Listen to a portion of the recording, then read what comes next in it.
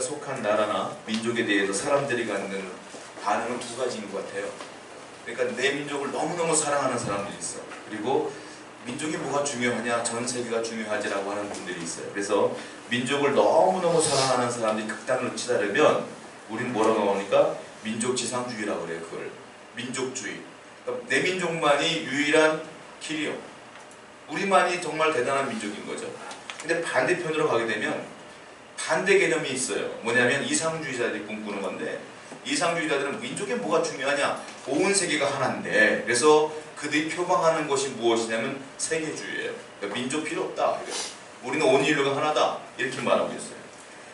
그런데 이게 극단적으로 치닫게 되면 참 문제가 되는 게 뭐냐면, 민족주의가 더 나아가게 되면 국수주의가 돼요. 그때 우리가 역사적으로 보면 이 국수주의 때문에 세계가 얼마나 혼란스러운지 몰라요. 대표적인 사람이 누굽니까? 독일의 히틀러예요. 히틀러는 게르만 민족만이 전 세계의 유일한 민족이요. 그러다 보니까 어떻게 돼요? 유대인들을 학살하게 되었고, 그러니까 민족과 민족이 충돌하여서 전쟁이 벌어지면서 세계대전이 벌어져서 이 난리가 된 거 아니겠습니까? 자, 반대로 넘어가면 세계주의의 예를 한번 들어볼까요? 세계주의, 민족의 뿌리가 뭐가 중요하냐 이거예요. 우리가 다 같이 한 묶음에 있으면 다 하나지 라는 사람들이 있었단 말이에요. 그 사람들이 세계주의자들이 대표적인 나라로 말하자면 지금은 무너졌지만 구소련이 세계주의를 표방했어요. 그러니까 사회주의 국가면서 여러 민족들 하나를 모아서 국가로 하나 묶어놨잖아요. 그런데 어떻게 됩니까? 와르르 무너졌어요.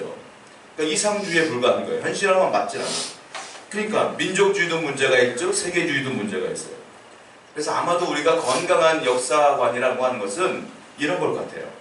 나는 대한민국 사람으로서 민족주의가 분명해야 돼. 그리고 대한민국을 사랑해야 돼. 그런데 전 세계 역시도 내가 사역해 나가야 될 대상이 되며 복음을 증거해야 될 나라가 되는 거예요. 그러다 보니까 마음으로는 민족주의가 있으며 더불어 세계주의도 표방하는 것이 가장 건강한 것이 아니냐. 왜냐? 사도 바울이 그랬기 때문에 그래요. 사도 바울이 오늘 본문을 보면 본인의 민족관을 얘기하고 있단 말이에요. 어떤 것이냐면 사도 바울은 그래요. 나는 이방인의 선지자다. 누누이 말했던 거예요. 나는 유대인의 선지자가 아니라 이방인의 선지자다. 그래서 바울은 유대에서 복음을 안 전해요. 어디로 갑니까? 소아시아, 터키로 해서 유럽으로 들어가서 로마까지 복음을 증거하다 순교당했잖아요. 그러니까 세계를 향하여 나간 사람이 바울이에요. 그러나 또 하나, 바울은 유대 민족을 사랑해요. 굉장히 사랑해요. 나는 이방 선교사라고 말하지만 굉장히 유대인들을 사랑했던 사람이 바울이었다. 왜냐? 예를 들어볼게요. 제가 옛날에 신약 산책할 때 제가 설명드린 적이 있는데 아마 기억하시는 분은 기억하실 거예요. 바울이 선교를 떠나잖아요. 세계로. 이제 유럽으로 가든지 아시아로 가든지 떠난단 말이에요. 떠나면 제일 먼저 그 지역에서 복음을 전하는 데가 있어요. 어딘 줄 아세요? 유대인 회당에 먼저 들어가. 그러니까 막 전하는 것이 아니라 유대인 회당에 먼저 들어가서 유대인들에게 예수를 먼저 전해요. 그리고 나서 거기를 기반으로 해서 또 전도하고 나가는 거예요. 항상. 또 하나 얘기를 들어볼게요. 오늘 우리가 읽은 성경이 뭐죠? 로마서잖아요. 로마서는 제가 서두에 말씀드린 것처럼, 예전에 말씀드린 것처럼 로마서는 로마 교회에 쓴 사도 바울의 편지란 말이에요. 그런데 이 편지의 대상이 누구냐? 로마 교인이겠죠. 그래서 더 자세히 들어가면 누구한테 쓴 거냐? 로마 교회를 다니고 있는 유대인들에게 쓴 것이 로마서예요. 그러니까 전 세계를 표방하여 복음을 증거했던 사도 바울이지만 항상 이 마음에는 유대를 사랑하는 마음이 가득했다. 그러니까 사도 바울이 아주 건강한 민족주의자였다. 건강한 세계관을 갖고 있던 분이 사도 바울이었어요. 자, 오늘 본문은 사도 바울이 그 얘기를 시작하는 거예요. 사도 바울은 오늘 세 가지를 얘기를 해요. 오늘 본문에서. 첫 번째 뭘 얘기하냐면 나는 유대인이다. 나는 유대인을 사랑한다. 그러므로 나는 유대인들이 구원받는 것을 소원한다. 이게 첫 번째. 두 번째 얘기를 해요. 뭐라고 말하냐면 나는 유대인들이 구원받을 것을 믿는다. 세 번째는 뭘 얘기하냐면 그러므로 나는 그들이 구원받는데 일조하기 위하여 책임을 질 것이다. 이 세 가지 얘기를 쭉 해나가는 거예요. 한번 첫 번째 얘기를 해보겠습니다. 로마서 9장 1절과 2절을 한번 읽어볼게요. 본문 말씀 시작. 내가 그리스도 안에서 마음이 그치지 않는 고통이 있는 것을 내 양심이 성령 안에서 나와 더불어 증언하노니. 로마서는요, 이 1장부터 마지막까지 보면 크게 세 부분은 나뉘어집니다. 첫 번째 부분이 1장부터 8장까지예요. 1장부터 8장까지 우리 이미 지나왔어요. 기억을 잘 안 나실 거예요. 근데 제가 말씀드리면 나을 거예요. 1장부터 8장까지 내용은 이런 내용이었어요. 먼저 인간에 대한 얘기를 해요. 이방인들을 얘기해요. 이방인들 너희들은 하나님을 배반하니까 죄인이야. 그리고 두 번째는 2장에서 뭘 얘기하냐면 유대인들을 얘기해요. 유대인들 너희들도 하나님을 안 믿으니까 죄인이야. 그러므로 3장부터 뭘 얘기하냐면 그러므로 사람이 행위로서 구원받을 수가 없어. 우리는 오직 예수 그리스도를 믿어야지만 구원받을 수 있다 라는 것이 8장까지의 내용이면서 마지막 8장에서 무슨 얘기를 하냐면 그러므로 예수님을 믿고 구원받은 사람은 절대로 그 사랑 안에서 끊어지지 않는다. 이 얘기를 한 거예요. 8장에서. 근데 9장에 이제 넘어오지 않습니까? 9장에 넘어오면 사도 바울이 첫 번째로 한 말이 있어요. 여기 보면 사도 바울의 심정을 대변하는 두 단어가 등장을 하는데 자, 1장과 2장을 1절과 2절을 보면 근심이라는 단어가 나와요. 근심. 나에게는 큰 근심이 있다. 근심이 있어요. 또 하나의 단어가 나오는데 나에게는 또 고통이 있다. 이 말이 있어요. 근심이 있고 고통이 있다. 그런데 그 앞에 사도 바울의 심정을 대변하는 건데 그 앞에 수식어가 붙어요. 무슨 근심입니까? 본문에 무슨 근심이라고 써있죠? 큰 근심. 조그만 근심이 아니라 큰 근심이요. 자, 고통이 있어. 어떤 고통이에요? 그치지 않는 고통. 이 고통이 끊어지질 않아. 지금 사도 바울의 심정이 그래. 고통이 있고 근심이 있는데 이 근심이 너무 커. 그리고 고통이 있는데 고통이 끊어지지가 않아. 너무 힘들어. 왜 그럴까요? 사도 바울이 지금 9장에 말하고 있는 근심과 고통은 어떤 걸 얘기하는 거냐면 내가 사랑하는 유대인들에 대한 구원의 문제 때문에 고통스럽다. 이거. 그들은 구원 못 받을 것 같은 거예요. 사도 바울이 볼 때. 왜? 예수님을 누가 죽였습니까, 여러분? 유대인들이 죽인 거예요. 유대인들이 왜 죽였을까요? 그가 이단이라고 죽인 거예요. 자, 여러분들 유대교하고 기독교하고 달라요. 이스라엘 사람들 예수 믿는 것 같죠? 기독교인 같죠? 기독교 아니에요. 유대교는 유대교야. 그들은 성경책이 우리는 신약과 구약이 있죠. 그들의 성경이 신약이 없어요. 구약만 있는 성경이야. 왜? 그들은 지금도 예수 그리스도가 안 왔다고 믿어. 메시아가 아직 안 온 거예요. 우리는 메시아가 왔죠. 예수님이 오셨다가 십자가에 돌아가신 뒤에 승천하셨잖아요. 그 기록을 한 게 신약이잖아요. 그러니까 구약과 신약이 있어. 근데 유대인들은 아직 그분이 안 온 거예요. 지금 우리가 죽인 예수는 메시아가 아니야. 이단이지. 그러니까 그들은 예수 그리스도를 안 믿어. 구원 못 받는 거지. 그러니까 유대인들, 이스라엘 사람들은 지금 구원 못 받아요. 지금 사실은 예수 그리스도를 못 믿기 때문에. 그러니까 바울이 그걸 알아요. 왜? 예수님이 돌아가신 뒤에 그 복음을 들고 전도하고 있는 게 바울이니까 그들이 구원을 못 받는 걸 뻔히 아는 거야, 바울이. 그러니까 마음이 너무 아파. 그게 큰 근심이 되고 그게 멈추지 않는 고통이 되는 거예요, 지금. 민족에 대한 구원의 문제가 그에게 큰 일이었다. 자, 9장 3절을 보세요. 바울이 이렇게 말하고 있습니다. 3절입니다. 시작. 나의 형제 곧 고르게 친척을 위하여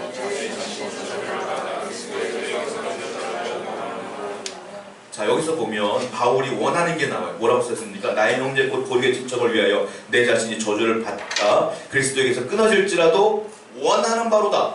무엇을 원하느냐 나와 있지는 않아요. 내가 지금 원하고 있어. 내가 끊어질지라도 그리스도에게 끊어질지라도 원하는 게 있다 이거예요.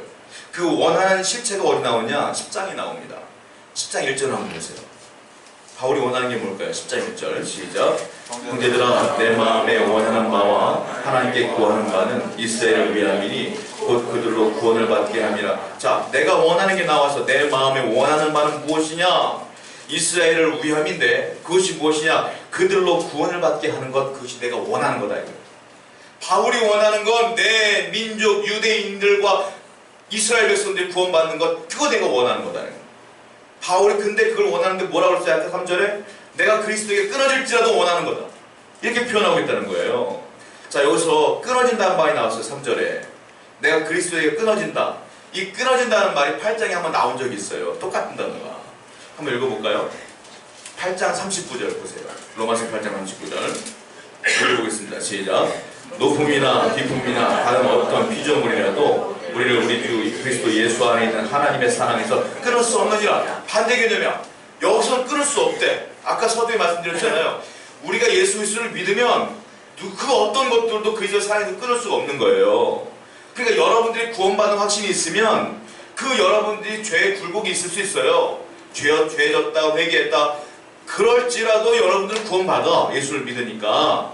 바울이 분명히 얘기했는데 9장 3절에 뭐라고 말했어요? 끊어질지라도, 끊어질 수가 있다고 얘기하는 거예요. 또 끊어질지라도 내가, 이게 무슨 말이냐면 끊어진다는 말이 아니에요.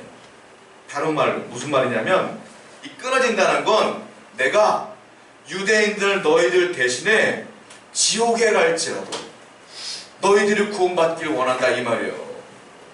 바울이 얼마나 유대인들을 사랑하는지, 그리고 이 민족에 대한 사랑이 얼마나 불타오르는지를 보여주는 거예요. 너무 답답한 거야. 그들이 메시아를 못 박아 죽였거든. 근데 아직도 안 믿어. 그게 답답한 거예요. 내가 지옥 갈지라도 니들이 구원받기 원한다. 바울이 지금 이 심정으로 얘기하는 거예요. 여러분, 지옥을 생각해 보셨어요? 우리는 흔히 천국은 생각해 보는데 지옥은 잘 생각 안 해. 윌리엄 부스라는 분이 있습니다. 이분이 누구냐면, 우리 크리스마스가 되면 자선남비 있지 않습니까? 딸랑딸랑. 그 자선남비가 구세군인데, 구세군을 창설한 분이 윌리엄 부스라는 분이에요. 영국 분인데, 이분이 하나님을 영접하고 예수를 믿고 답답한 게 있는 거야. 영국 국민들이요, 예배는 참 잘 드려요. 예배는 참 잘 드리는데 답답한 게 뭐냐면 전도를 너무 안 하는 거예요. 답답한 거야. 왜 답답하냐? 자기는 답답해. 왜? 자기는 구원받았는데 구원받자마자 뭐가 보이냐면 내가 갈 천국이 보여. 또 하나, 내가 갈 천국은 보이는데 저 사람들이 가야 될 지옥도 보이는 거야. 이 사람은 예수를 안 믿으니까 저 지옥불에 가게 답답해. 그러니까 이 사람은 늘 전도하는데 영국 국민들은 전도를 안 해. 너무 답답한 거예요. 그래서 이분이 이런 기도를 매일 했다고 그래요. 하나님, 저 영국 국민들에게 매일매일 지옥 좀 보게 해주세요. 그렇게 기도를 했다는 거예요. 여러분, 성경에 보면 거기 나사로와 부자가 등장을 하는데, 부자는 하나님 안 믿는다고 하다가 지옥불에 떨어지지 않습니까? 그때 그가 뭐라고 말해? 드디어 지옥에 간 뒤에 저 나사로 보내서 우리 친척 좀 구원해달라고 그러잖아요. 가봐야 알지. 여러분, 그러니까 진짜 은혜는 뭐냐면 현실에서 지옥을 늘 묵상하는 게 은혜예요. 그래야 내가 하나님을 향하여 나아가지. 여러분, 그러므로 전도는 누가 하느냐? 이 지옥불을 늘 연상하는 사람이 전도하는 거예요. 답답하고 안타까워서. 바울이 그런 마음으로 전도를 한다라는 거예요. 바울이 이런 심정이었을 거예요. 내게 커다란 근심이 있다.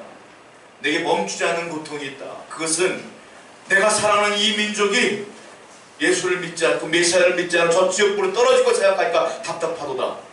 아마 제가 오늘 9장 이 말씀을 사도 바울이 썼지 않습니까? 편지를 쓰며 아마 울었을 것 같아요.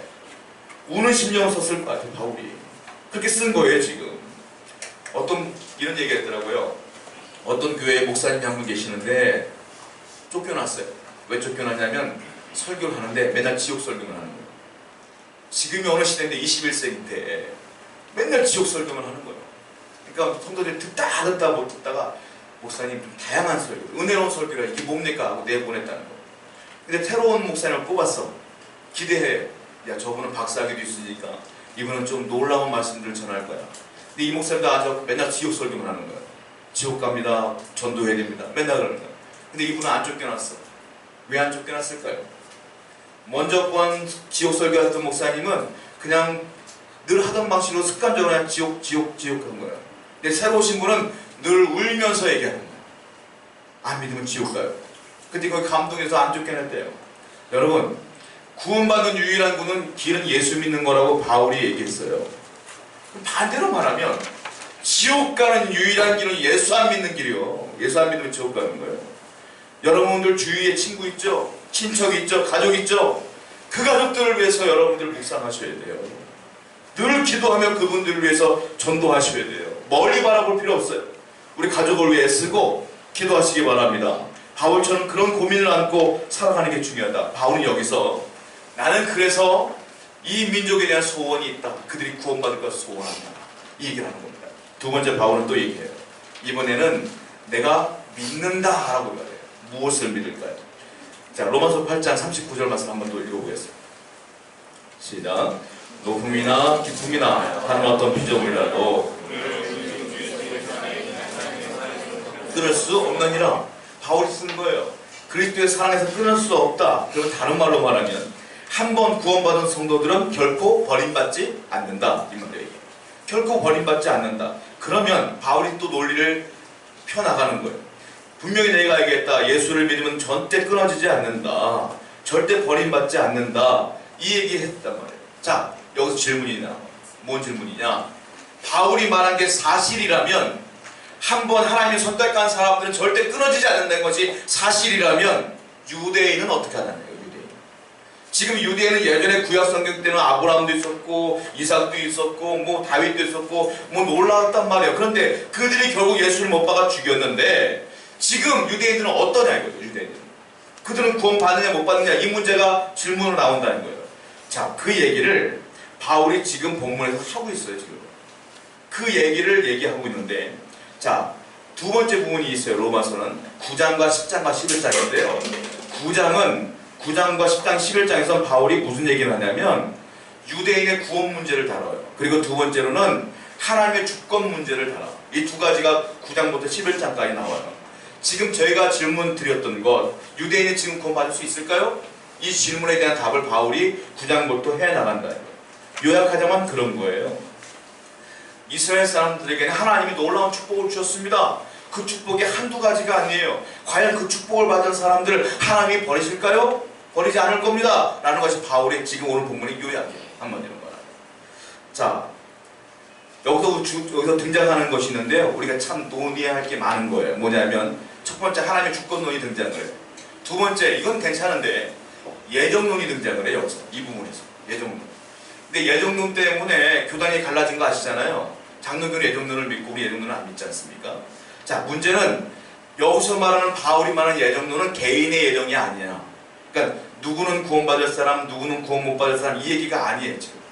그러니까 논의될 문제가 아니야. 바울이 말하는 건 뭐냐면 민족에 대한 예정론이야. 즉 하나님이 이스라엘을 선택했다는 걸 믿으시죠? 선민사상이 있지 않습니까? 그 부분을 얘기하는 거지 개인이 저 사람은 구원받을 사람, 안 믿을 사람 선택됐다는 얘기 아니라 이스라엘 사람들에 대한 민족에 대한 예정론을 펼쳐나가고 있는데 그 가운데 중요한 논지가 뭐냐면 하나님의 주권론을 이야기하고 있다. 하나님이 인도하시는 것이다. 그 얘기를 하고 있어요. 자, 로마서 9장 4절부터 5절 한번 읽어보겠습니다. 여기서는 어떤 내용이냐면 바울은 지금 이스라엘 사람들에게 하나님 주신 종교적인 특권을 나열하고 있어요. 4절 5절 읽겠습니다. 시작. 그들은 이스라엘 사람이라 그들에게는 양자됨과 영광과 언약들과 율법을 세우신 것과 예배와 약속들이 있고 조상들도 그들의 것이요 육신으로 하면 그리스도가 그들에게서 나섰으니 그런 만물 위에 계셔서 세세의 자녀를 받으실 하나님이시니라. 아멘. 자, 먼저 바울이 어떤 얘기를 하냐면 하나님이 이스라엘 사람들에게 주셨던 종교적인 놀라운 특권들과 선물이 있다라고 말하면서 시작하는 거예요. 첫 번째 뭐라고 말했어요? 그들은 양자다. 그들은 하나님이 선택한 백성이며 예정에서 불러서 그리고 예전부터 선택하신 백성으로서 양자된 백성이다. 이스라엘 사람들. 그 또 뭐라고 말합니까? 두 번째로는 뭐라고 말하겠어요? 자, 그래서 그들에게 하나님께서는 영광을 허락해 주셨으며 약속과 언약을 해주셨다. 그 축복의 약속이 무엇이냐? 율법을 주신다. 두 번째, 율법을 주셔요. 하나님 말씀을 주셨고 그리고 또 약속들을 주셨으며 결국엔 어떤 일이 벌어져요? 그들의 민족 가운데 메시아가 나왔다.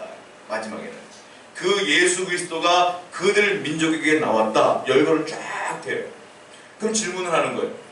이렇게 놀라운 특권들을 주고 그들을 예배할 수 있는 특권을 주며 율법을 주며 말씀을 주며 메시아까지 나오는데 하나님이 과연 그들을 버릴까 이거예요.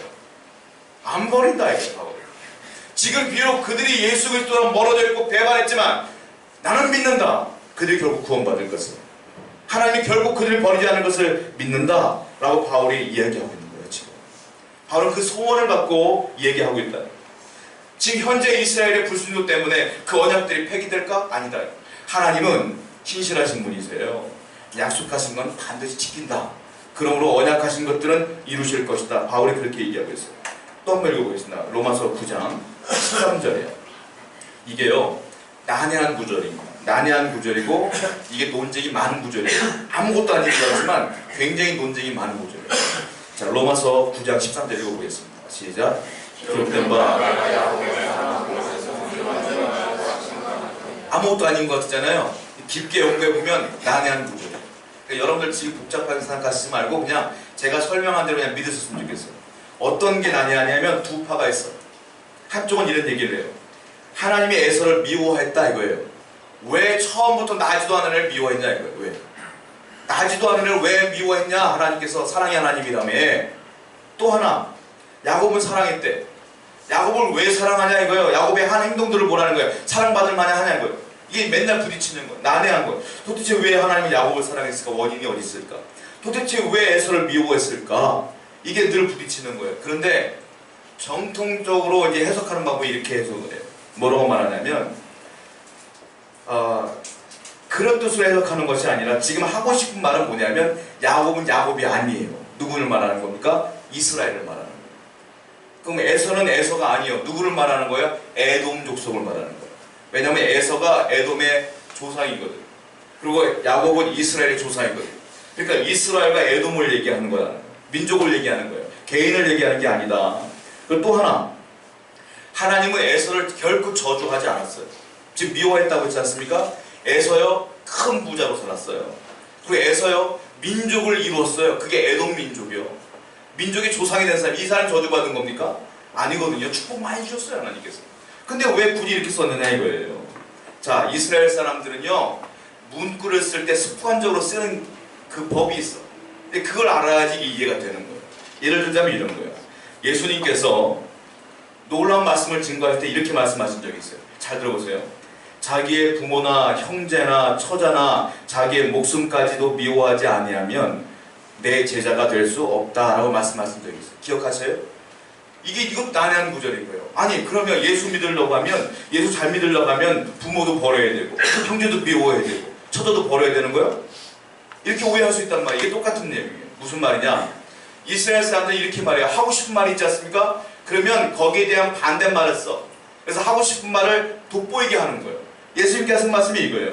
누구든지 자기의 부모나 형제나 처자나 자기의 목숨까지 미워하지 아니하면 내 제자가 될 수 없다. 이 말은 내 제자가 되려면 그만큼 그들보다 나를 사랑해야 된다 이 말인 거예요. 미워하는 게 아니라 사랑해야 된다 이 말을 하고 싶은 거예요. 구약 성경에 지금 이 말도 마찬가지예요. 야곱은 사랑했고 에서는 미워했다 이 말이 아니라 하나님이 이스라엘 민족을 그만큼 사랑했다는 말을 하고 싶었던 거예요. 이해가 되시죠? 이스라엘 민족을 그렇게 사랑하신다. 바울이 그 얘기를 이 얘기 쓴 거예요. 그렇게 사랑하는 이스라엘 백성들이 버림받겠느냐? 나는 그렇게 생각하지 않는다. 이 얘기를 합니다. 여러분, 대한민국을 보면 굉장히 종교적인 민족인 것 같아요. 예전에 보면 우리 그 예수를 안 믿기 전에는 어떻게 합니까? 하얀 속옷 같은 거 입고 항상 우리 어머니 세대들 정화수 떠놓고 기도하고 막 그러지 않습니까? 저는 그걸 꼭 나쁘게 보진 않아요. 왜냐하면 인간은요 진짜 신을 만나기 전에는 대용품을 찾습니다. 그러니까 그것이 하나님인지 모르고 그냥 빈 거잖아요. 대용품으로서. 근데 그 종교적 열망이 기독교가 한국에 들어옴으로 말미암아 바뀌었어요.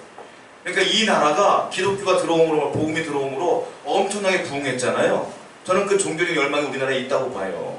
자, 그런데 문제가 있어요. 뭐냐? 현재 기독교를 보자고. 현재 우리 모습을 보자고요. 많은 사람들이 그래, 이제 대한민국의 촛대가 떠나갔다. 이제 대한민국은 멸망했다. 대한민국의 신앙은 끝났다. 교회는 끝났다. 저는 그렇게 보진 않아요, 사실. 왜냐? 자, 이 바울이 지금 고백하는 유대인의 모습과 대한민국의 현재의 모습을 보자고요. 유대인은 지금 예수를 못 박아 죽인 민족이요. 그런데 그만큼 많은 축복을 받은 사람들을 버리겠느냐? 바울이 질문하고 있지 않습니까? 안 버린다. 그러면 대한민국 땅이 그렇게 하나님을 사랑했던 나라며 선교를 하며 복음으로 이 나라를 뒤집었던 이 나라가 지금 잠깐 하나님께 멀리 떨어지는 것 같아서 하나님 버리겠느냐? 저는 안 버린다고 생각해요. 하나님 여러분 버릴까요? 안 버린다고 생각해요. 반드시 때가 되면 회개할 날이 올 것이며 다시 돌이킬 날이 올 줄로 믿습니다. 그러므로 희망과 소망을 갖고 이 나라와 이 민족을 위하여 우리가 기도해야 될 줄로 믿어요. 지금 세대를 위해 기도해야 될 줄로 믿어요. 저는 그래서 이 민족에게도 소망과 희망이 있다. 이 말씀을 통해 저는 깨닫게 되었어요. 자, 세 번째 우리 생각해 볼 게 있어요. 바울은 그러면 내가 지금 이 민족이 이스라엘 민족이 구원받을 것을 소원하며 믿고 있는데 내가 해야 될 게 무엇이냐? 바울은 그 얘기를 하고 있어요. 예를 들어볼까요? 여러분 우리가 통일, 옛날에 제가 초등학교, 옛날 국민학교였잖아요. 다닐 때 늘 나는 노래 부르는 게 있어요. 우리의 소원은 통일. 맨날 통일이 된다고 믿고 살아왔는데 나이를 먹다 보니까 독일이 통일되는 걸 봤어. 서독과 동독이. 그런데 서독이 그 경제적 문제로 엄청 힘들어하는 걸 봤어. 그래서 많은 사람들이 지금 뭐 어떤 얘기를 해요. 야, 통일 좋은데 통일되면 비용 문제가 만만치 않아. 통일되면 북한 사람들이 우리나라 따라오면 직장 문제도 해결이 안 되어지고 그나마 우리 직장이 없는데 대한민국 청년들 어떻게 할 거예요? 이 문제가 현실적인 문제가 나오는 거예요. 그러니까 많은 사람들은 그래서 나는 통일을 원하지 않아. 이런 분들도 많아요. 그게 현실적이니까, 사실이니까. 자, 그런데 그렇게 보지 말자고요. 자, 물질의 문제를 보지 말자고요. 뭘 볼까요? 영적인 문제를 보자고요. 우리는 다 복음을 받아들였어. 저 북녘 땅에 있는 사람들은요, 95% 이상이 예수라 이름조차를 몰라요. 그 사람들은. 복음이 들어갈 수가 없는 나라니까. 지하국에서 아무도 모르게 몇 명 사람들이 예수 믿는 거에 불과하지. 그들은 복음을 받아들이지 못했어. 그러면 어떻게 될까요? 경제적 문제로 인해 통일을 멀리 뒤돌아 우리는 잊고 살아야 될까요? 그렇게 보지 않는다 이거예요. 자, 그렇다면 통일을 위한 책임이 있어야 될 거 아니에요. 그렇다면 또 다른 얘기를 해보자고요. 자, 구원에 관한 책임도 있어야 될 거 아니에요. 어떻게 될까요? 저는 그렇게 생각해요. 우리가 거국적으로 이 나라의 민족을 바라보기 전에 내 친척, 내 일가 친척, 내 가족들을 위해서 기도해 주는 것, 그들을 위하여 구원을 위해 기도해 주는 것, 그것이 책임이라고 생각한다. 바울은 그래서 그 책임을 얘기해요. 뭐라고 말합니까? 나는 그래서 이 민족을 위해 늘 기도하고 나는 그들에게 복음을 증거하고 있다라고 얘기하는 거예요. 자, 로마서 9장 3절 한번 읽어볼게요. 읽어보겠습니다. 시작. 나의 형제 고르게 친척을 위하여 내 자신이 저주를 받아 그리스도에게서 끊어질지라도 원하는 바로다. 바울은 매일매일 나라를 위해 기도합니다. 저는 여러분들이 옆에 있는 일가 친척을 위하여 늘 기도하는 것 자체가 이 민족을 위한 구원의 책임이라고 생각합니다. 그래서 항상 여러분 사랑하는 이들을 위해서 기도하셔서 정말로 그분들의 구원을 위해 쓰시는 여러분들에게 다시 한번 축복합니다. 이 말씀을 기억하며